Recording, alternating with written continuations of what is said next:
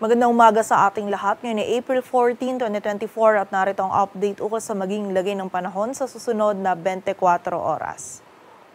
Patuloy pa rin umiiral ang easterlies o yung mainit na hangin mula sa dagat Pasipiko dito sa buong bahagi ng ating bansa, kung saan dala pa rin ito yung mainit at maalinsangan na panahon lalong-lalo na sa tanghali, at meron pa rin tayong posibilidad ng mga isolated na mga pagulan dulot ng easterlies at ng mga localized thunderstorms. At sa kasalukuyan ay wala tayong minomonitor or namamataan pa na sama ng panahon na maaaring makaapekto dito sa ating bansa.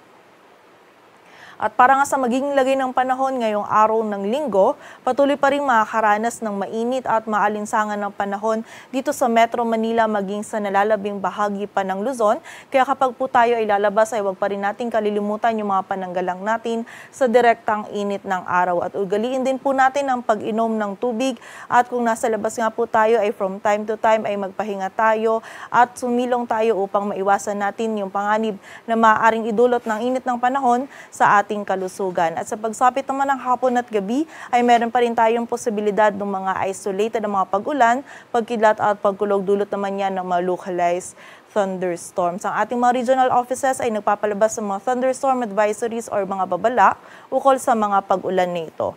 Agwad ang temperatura sa Metro Manila ay mula 24 to 35 degrees Celsius. Ang maximum temperature sa Tuguegarao ay maaaring umabot hanggang 37 degrees Celsius. Sa Baguio ay 17 to 26.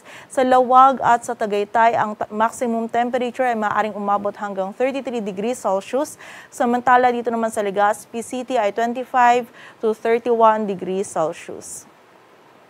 At sa bahagi naman ng Visayas at Mindanao ngayong araw, ang buong bahagi ng Visayas at Mindanao, maging itong bahagi din ng Palawan, ay patuloy nga makakaranas ng bahagyang maulap hanggang sa maulap na kalangitan.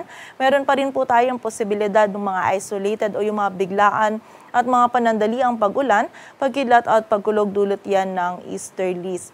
And during severe thunderstorms din po, ay posible pa rin tayong makaranas ng mga katamtaman hanggang sa mga malalakas na pag-ulan na maaaring magdulot ng pagbaha at pagguho ng lupa. So pag-ingat pa rin po para sa ating mga kababayan. Agwad ang temperatura sa Cebu ay mula 27 to 32 degrees Celsius at sa Davao naman ay 26 to 35 degrees Celsius. At para naman sa lagay ng dagat baybayin ng ating bansa, wala po tayong nakataas na gale warning, kaya malayo makakapalaot yung mga kababayan natin mga isda, pati na rin yung may mga maliliit na sasakyang pandagat. At para naman sa 3-day outlook ng mga key cities ng ating bansa, in the next 3 days, ang malaking bahagi po ng Luzon, kasama na dyan ng Metro Manila, Baguio City at Legazpi City ay patuloy kang makakaranas ng bahagyang maulap hanggang sa maulap na kalangitan or magiging mainit na panahon pa rin po yung ating mararanasan. Kaya muli po kapag tayo ay lalabas, huwag pa rin natin kalilimutan yung pananggalang natin sa direktang init ng araw. At meron pa rin tayong posibilidad ng mga isolated na mga pagulan, dulot yan ng mga localized thunderstorms. Agwat ng temperatura sa Metro Manila ay mula 24 to 35 degrees Celsius. Sa Baguio City ay 16 to 26 degrees Celsius. Sa Legazpi City naman ay 25 to 32 degrees Celsius. Samantala sa bahagi naman ng Visayas, kasama na dyan ng Metro Cebu, Iloilo City at Tacloban City. In the next 3 days, bukas yan ng Lunes hanggang sa Miyerkules ay patuloy nga tayong makaranas ng generally fair weather condition. Maliban na lamang yan sa mga tsansa pa rin ng mga isolated na mga pagulan, dulot ng easterlies at ng mga localized thunderstorms. Agwat ng temperatura sa Metro Cebu ay mula 26 to 32 degrees Celsius.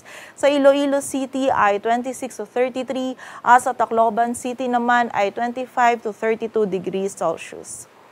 Samantala sa bahagi naman ng Mindanao, partikular na din yan dito sa may Metro Davao, Cagayan de Oro City at Zamboanga City, ay patuloy po tayong makaranas lamang ng mga isolated o yung mga biglaan at mga panandaliang pag-ulan, pagkidlat at pagkulog, dulot yan ng easterlies at ng mga localized thunderstorms. And muli po, during severe thunderstorms, posible pa rin tayong makaranas ng katamtaman hanggang sa mga malalakas na pagulan na maaaring magdulot ng pagbaha at pagguho ng lupa. So pag-ingat pa rin po para sa ating mga kababayan.